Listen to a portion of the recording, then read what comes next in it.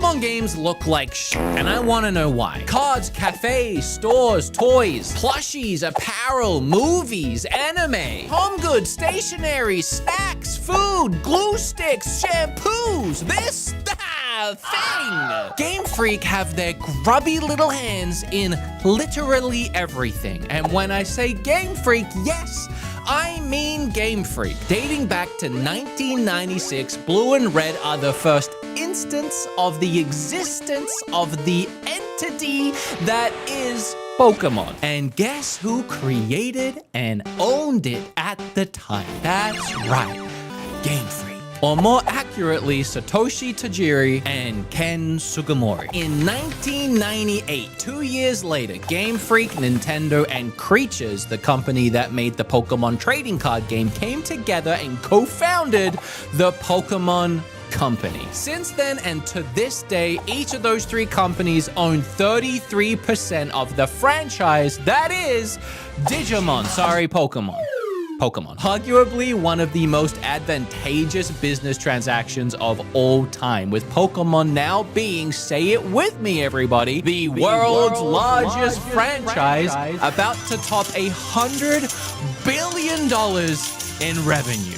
That's almost double of the next highest franchise in Disney and exactly 50 NBA Jams. So I ask you, once again, and not for the last time, why do the games look like They are the main thing that is Pokemon. The cards, merch, and anime, they all draw inspiration from each new video game release. The animes are animated beautifully. Even the spin-off underfunded animes like Pokemon Concierge, which has been highly praised for its cheerful atmosphere and its visuals. And I should know, I've watched it twice and I cried both times. Even the Pokemon cards, some of them look so beautiful that people take them and they put them in protective little tiny glass houses.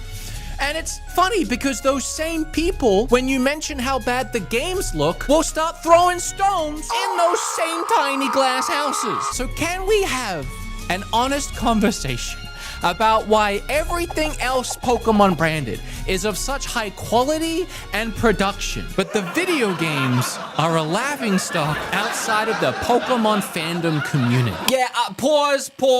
I'm gonna stop you right there, buddy. This video is sponsored by Nixie, and if you can believe it, I've been looking at Switch accessories for almost a decade, and these joypads are easily some of the best third-party accessory for the Switch that I think I've ever seen. I was immediately blown away by the quality of all their products, both in the way they shipped them to me that had really nice packaging. They sent me pretty much their whole product range, including this GameCube-inspired keyboard. You can clearly tell this company cares a lot about the way their buttons feel and sound across all their products. 22 different RGB lighting modes, and I found some user-created modes in the app. The keys are hot swappable, and this little dot matrix screen up here, you can program it so easily. I threw the U Joy-Cons from my logo on mine. Moving on from there, they also do a wireless controller. This thing feels like an Xbox Elite controller, but you can use it on the Switch and PC and Android and iOS. You know, sometimes like button layouts can get confusing, like Xbox and Switch, they look different. Well, guess what? You pop off the faceplate, you can just move those suckers around wherever you want. So that thing is awesome. And then we take a look at the Hyperion 2 wireless joypads. They have such a nice ergonomic design that makes it really comfortable to hold. You have programmable back buttons, Hall effect sticks for zero drift. All of those clicks are so satisfying and addictive and crisp. I can't get enough of them. They have 6-axis gyro motion sensing. They also have removable faceplates. These RGB lights are so easy to change. This one, you just press one button and then you can scroll along to change the colors. This is a hell of a way to spruce up your Switch 1 if you plan to keep playing it. There'll be a link down below for Nixie and all these products. Go check them out. Thank you, Nixie, for sponsoring, and thank you guys for supporting my sponsors when I have them. Okay,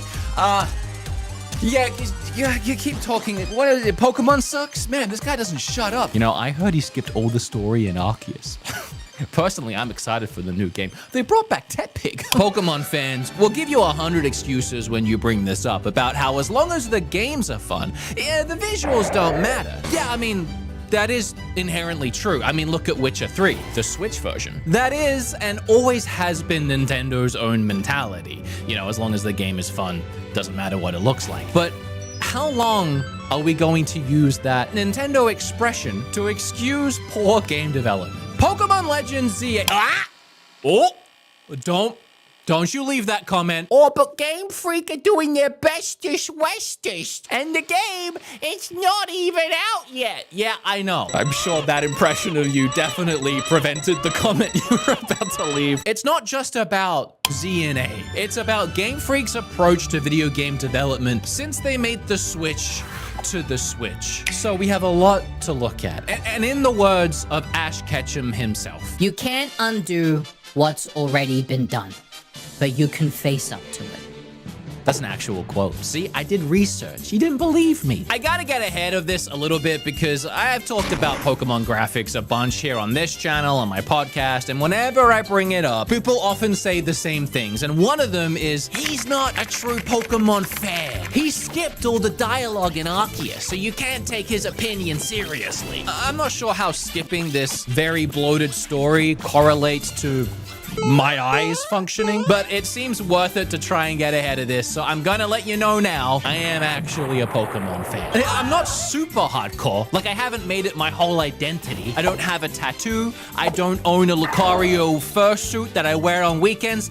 Look, I wish I had both of those things. One of my first games was Red. Who could forget playing Gold as a kid? And so many others. In fact, I've played pretty much every mainline Pokemon game. Never played Black and White, because it was just that age where I was falling out of Pokemon before I decided to fall back in. And at this point now, I'm just waiting for a Black and White remake because everybody says it's the best one. The first time I went to Japan, half the stuff I brought back was Pokemon merchandise. We even made sure to get a reservation at the Pokemon Cafe, and let me tell you, when Chef Pikachu came waddling out to ask me if I liked the meal he cooked, I almost wept like a baby. It was so wholesome. What I'm trying to say is I do love Pokemon. But if you were to put a gun to my head and ask me to name a single character in any Pokemon game outside of Professor Oak and my mom, you may as well pull the trigger. You think when I was a kid playing Red for the first time, I gave 2 squirts a piss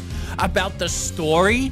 No, I was too busy gambling on slots for a Polygon and riding up and down this one shoreline because I wanted 100 Master Balls. Hell, while I was scripting this video, Kim sent me a text saying she just woke up from a nap dreaming about an old Pokemon toy she had where the Mewtwo had tits. We're locked in on Pokemon.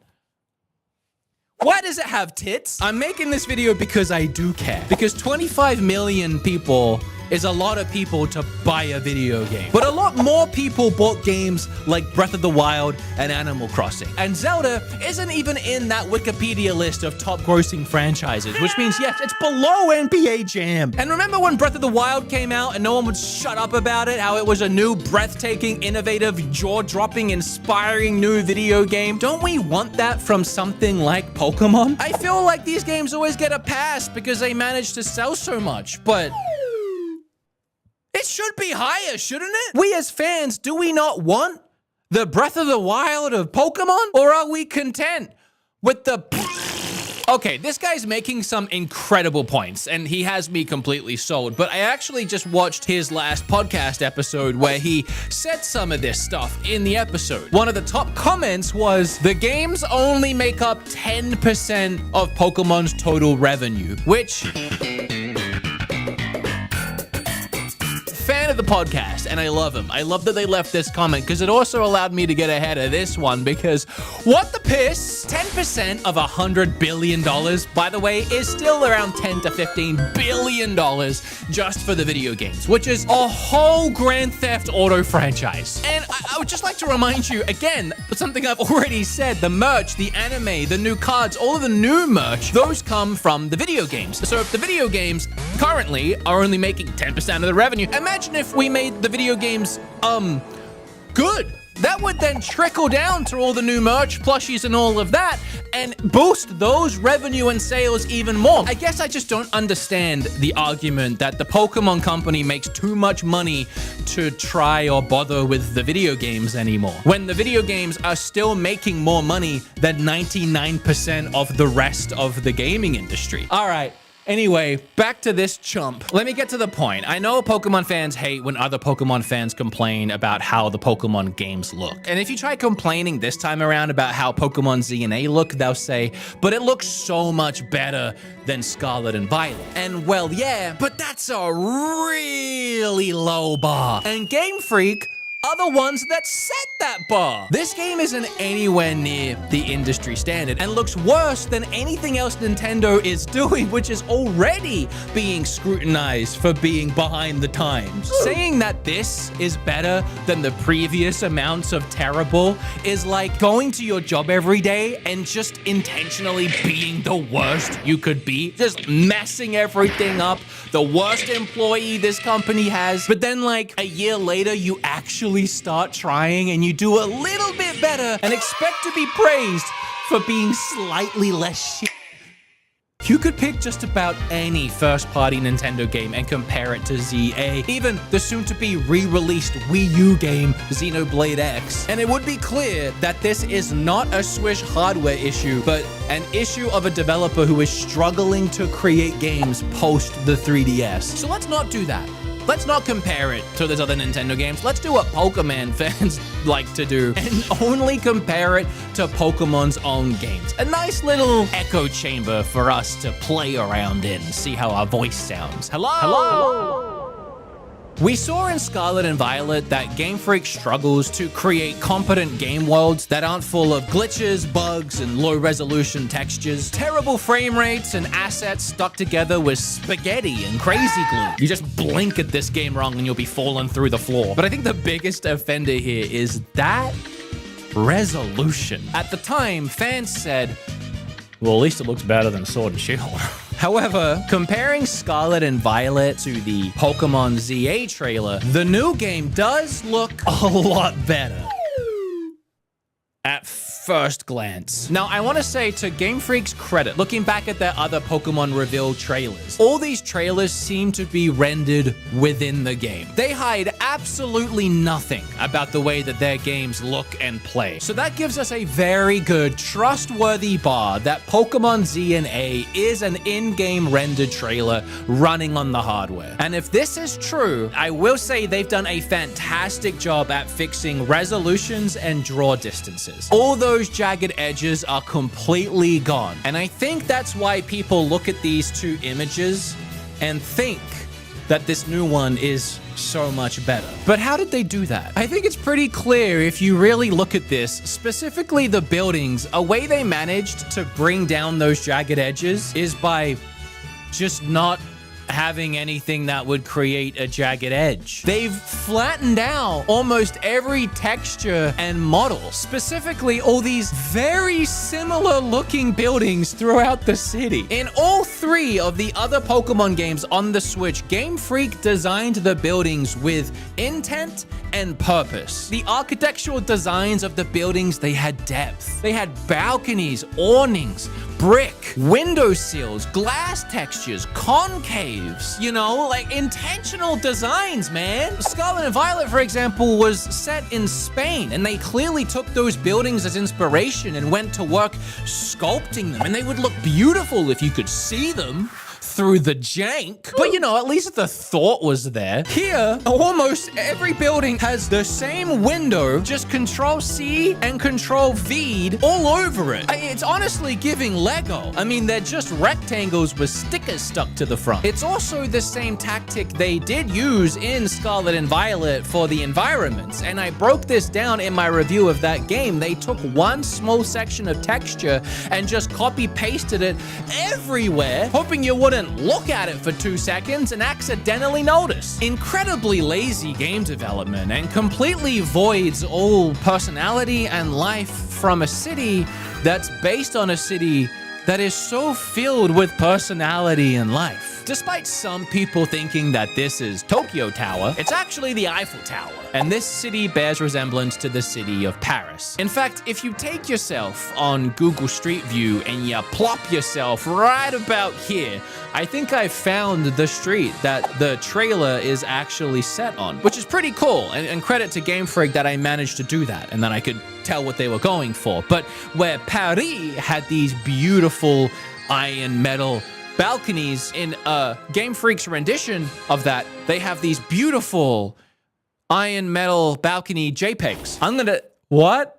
I'm actually quite speechless. This is not the way they did it in any of the other games. This is new. And also, Game Freak, by your own logic, if you were just going to copy paste it, you could have just made one balcony and then copy pasted that a bazillion times. Why this? I don't think they're even that lazy. I think there is something else going on here. In Scarlet and Violet, despite how intentional those buildings were, from a distance, or really even up close, but definitely from a distance, they look like the low resolutions and lack of any kind of anti-aliasing. They shimmer and shine, but like in the worst way. So Game Freak, not knowing how to fix this very basic issue, found yet another gameplay development workaround for Pokemon ZA. Flat, lifeless buildings with a picture of what a nice building could look like glued to the front. Now you might say, does it really matter, Wood, what a building looks like in a video game? And I would say yes. If it looks like this, I'm gonna say something. But also, this whole game is set in a city. When you go to New York City and you want to take in the sights, what do you look at? Is it the rats in the street? Is it the weird people dancing on the train that you try really hard not to make eye contact with because you're scared? No.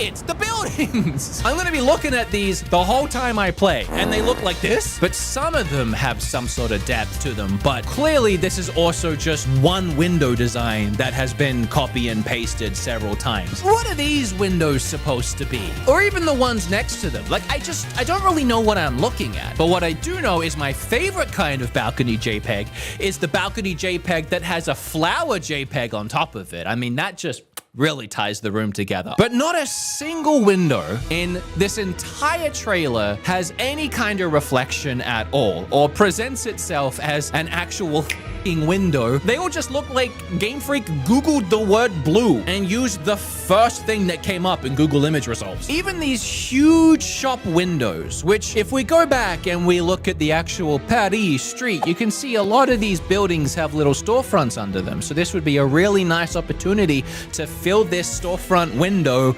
with a store. But nope. Just a JPEG. We even get a close-up of this building as we climb all the way up like the world's ugliest elevator. They're using a JPEG for the whole building, but they couldn't even use a high-quality JPEG. Like, they couldn't even render in the JPEG. Who is designing these? Oh, at least it looks better than the other Pokemon games, does it? Does it? Because 6 years ago in Sword and Shield, the windows actually had reflections. They weren't true reflections. They didn't actually reflect anything that was happening, but it was serviceable and it got the point across. And honestly, looks pretty nice. But I guess this is yet another way that Game Freak found to pare down development, because they even did away with those in Scarlet and Violet. In fact, the only window I could find in the entire Scarlet and Violet game, and I had to ride around that sucker for way too long, by the way, I forgot how janky it was this one. And I don't even understand what the hell is going on up there. It's just very confusing. Yeah, hi, me again. Sorry, I'm filming this in the future after I recorded a ton more gameplay for Scarlet and Violet. I actually didn't remember how bad this truly was. These characters popping in and out, seemingly at random. It's not even distance-based. And by the way, when I say disappear, I literally mean disappear. You can't go and find them again. They're just erased from the game. This video isn't supposed to be about Scarlet and Violet, but my God. Also, I was recording footage for the video and I saw this, and I never noticed this before, but it's because I'm so obsessed with Windows right now. Another cheap tactic that Game Freak does in their game is they have this placeholder unrendered in city that looks terrible from a distance, but the placeholder city doesn't have lights in the windows. So when you get a little closer to the city, it pops and fully renders in the actual city, and because it's night, The lights all just turn on. They didn't even make an unrendered inversion with lights on for the nighttime. Because why bother? But that window and subsequently the building that it's attached to brings me to another very good point. All three of these games have something in common.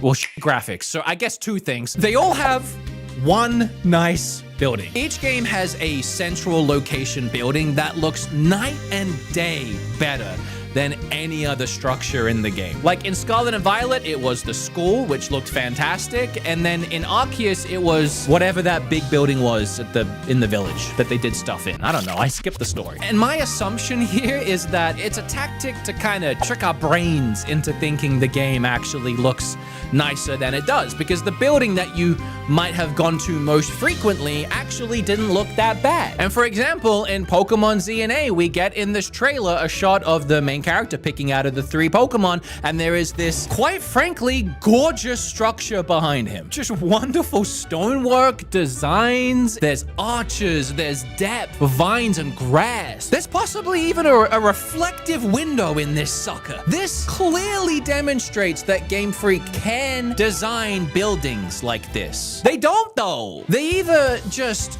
I guess, don't care about the rest of the game, or maybe they don't have the time, maybe they're being rushed, or maybe it's all of these extra designs and details just makes the game look a little worse because it's more things to render. I mean, God forbid we render in a JPEG of a building, let alone an actual building. They don't want to bog the game down with anything that might hurt the overall presentation. A great example here of what I'm looking for, bare minimum, from these games is to look at Scarlet and Violet again, but in 4K. The low resolution of this game on the Switch is not the Switch's fault. These games are very basic. It's just that Game Freak doesn't know how to optimize or build a 3D world. That's not a controversial thing to say. We've seen it countless times in other games on the console, and I know the console can't do 4K, but this is what the game looks like when you fix the resolution.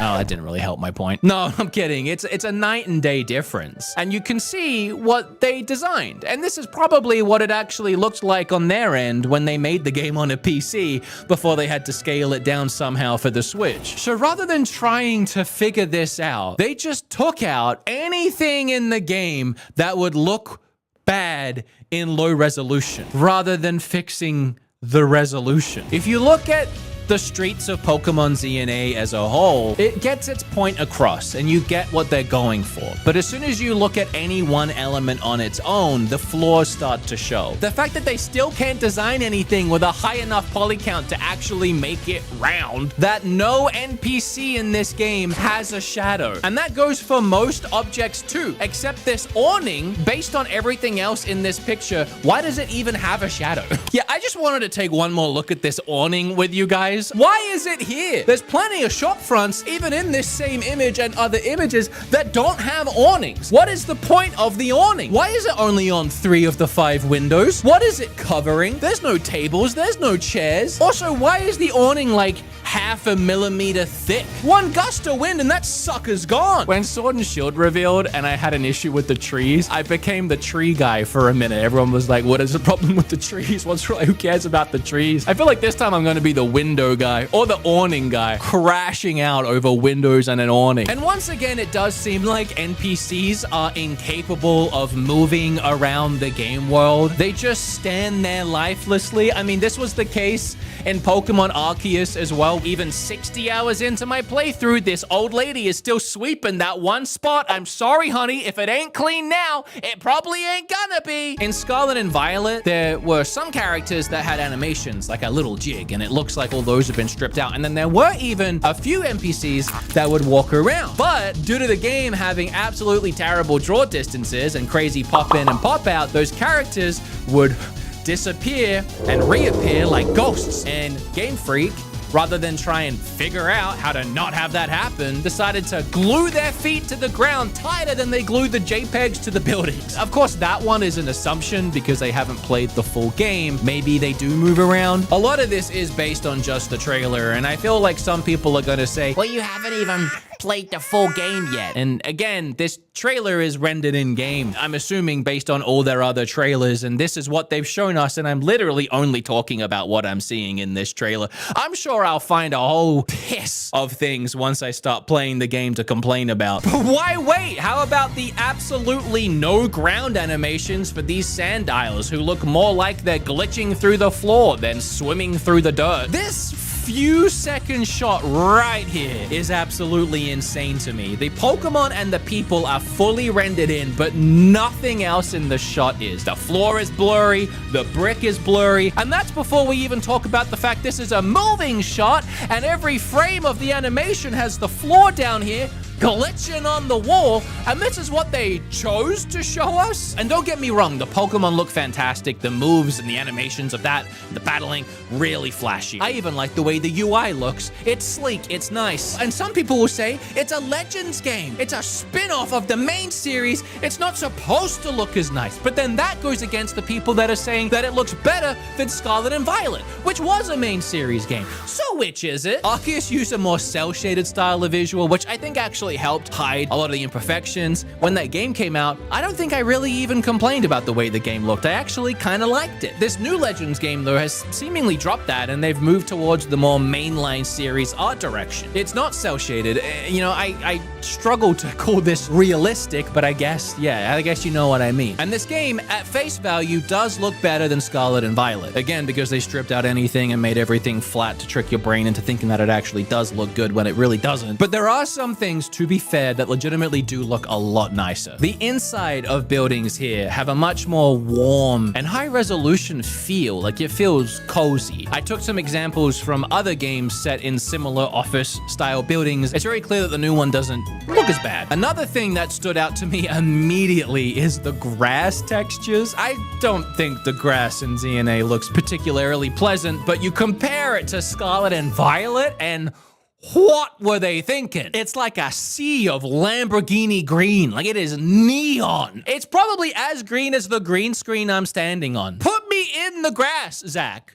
Hello! This was a whole ass game we were handed just a few years ago that we all paid $60 for, complete with 12 FPS gameplay and more bugs than under a rock in my garden. I guess if ZA is good enough to make people finally look back at Scarlet and Violet and realize that they were ripped off in 2022, I mean, I'll take it. I made a video about that game and people were equally upset with me for that. I feel like throughout this video, I've been really trying to get ahead of anything that people will try to say to invalidate my opinion that the game looks bad. And I do feel like it's a losing battle. I mean, on my podcast recently, I pointed out that the games still look pretty rough. And one of the top comments said I was wrong and that they actually really like the way the game looks so far because Tech Pig is back. And yeah, he is.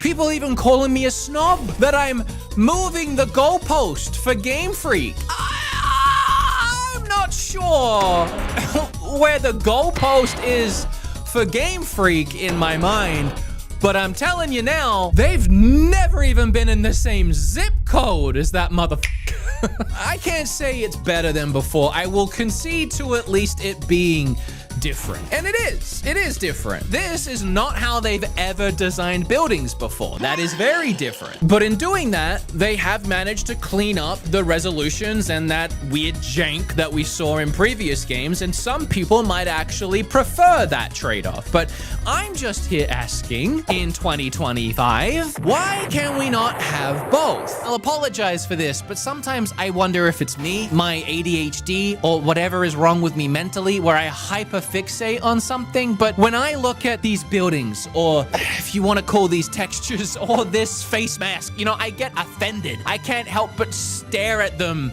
the whole time, and they're just preventing me from being able to fully immerse myself in the experience and feel like that 10-year-old boy that would just want to go around catching Pokemon and ignoring everything the adults are saying, which I still do even now in real life. I ignore everything people are. That's probably the it's ADHD. Ultimately, if the game is fun, I agree the game is fun, but I can't help but feel gaslit that this is acceptable game development from Game Freak at this point, there is no reason for their games not to be in a better place. Not to be in the same or better place than games like Mario, Zelda, Pikmin, Xenoblade, or any other Nintendo IP. Stubbornness. It has to be. It's focusing in on that tight release window. Since despite the games being the main source of fandom, the merchandise is where the real money is. It honestly, it feels like we're being taken advantage of. It offends me. Does it not offend you? Are you not offended? They just take advantage of Pokemon fans, knowing full well they can phone in the games and will buy them anyway because it's Pokemon. You love Pokemon, right? Why don't you buy this Wiglet plushie and this Victory Bell plushie, and please don't, whatever you do, don't combine them. There is 200 people working at Game Freak, which prospectively is not a lot of people. Studios like Rockstar, Naughty Dog, Bethesda, they have thousands of employees. I think Game Freak should be on these studios' level, if not a little higher. But we don't want to muddy the waters with all of these employees. Like thousands, that's too much. I understand and I respect keeping a team small. But 200 at this point might be a bit too small, don't you think? But even Xenoblade's developer Monolith Studios has 300 developers, and their games only sell a couple million units. Pokemon sells over 20 million. Something's not adding up. And Xenoblade, with even just 100 extra people, manages to make games that look like this. It's almost like having some extra people on board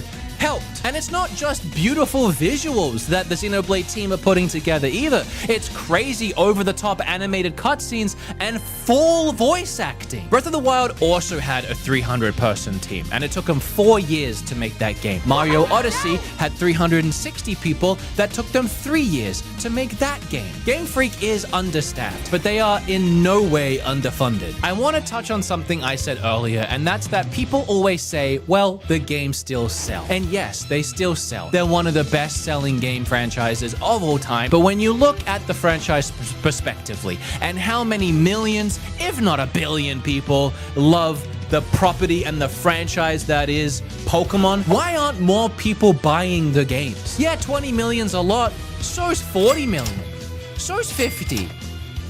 You know, if some of these other franchises like Animal Crossing can break 50, something that most people probably didn't even know what that was when New Horizons came out, why can't the world's largest franchise that literally any grandma could probably point at a Pikachu and say its name, why are they only selling 20 million? Maybe because the games actually aren't that good. It's just that a lot of us are holding on to a dream. I've played Pokemon throughout the generations, and ironically, as I've said before, they really struggle to evolve. We didn't even need great graphics back in the day. When I was a kid, it was black and white and little itty-bitty sprites, and I still had an absolute blast. But at this point, I would almost rather they just go back to doing sprites, because that's seemingly what they do best. Desperate for answers, I thought maybe ChatGPT would know, and I asked her.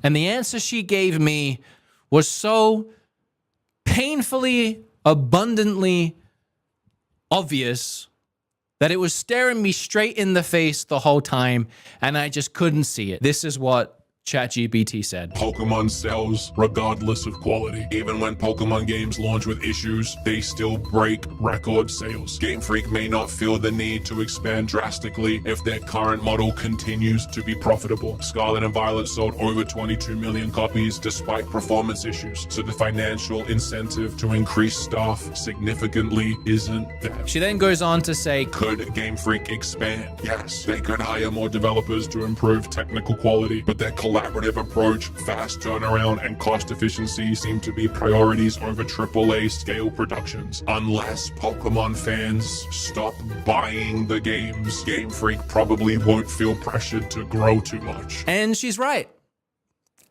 I'm gonna buy the new game because I'm a giant hypocrite and I'm not part of the problem. I am the problem, but at least I can accept it. You know, I guess I could have just asked ChatGPT that to begin with and saved days of time writing this script. But I'm gonna ask ChatGPT to end this video and I'm gonna present it the way they wrote it. Plagiarism. Is it? At the end of the day, Pokemon games may always look a little rough around the edges. But hey, as long as they keep selling like rare candies on the black market, Game Freak have no reason to change. So until the day that Pikachu's cheeks has RTX lighting and a wild Bidoof doesn't drop to 5 FPS, we'll just have to accept that the Pokemon franchise is the biggest in the world, running off of nostalgia and a dream. Thanks for watching. Don't forget to like, comment, and subscribe. And let me know in the comments what's the worst looking Pokemon moment that you've seen. I'll catch you in the next one. Wow, that was actually pretty good. It's almost like I should be scared that my job is in jeopardy. Oh well.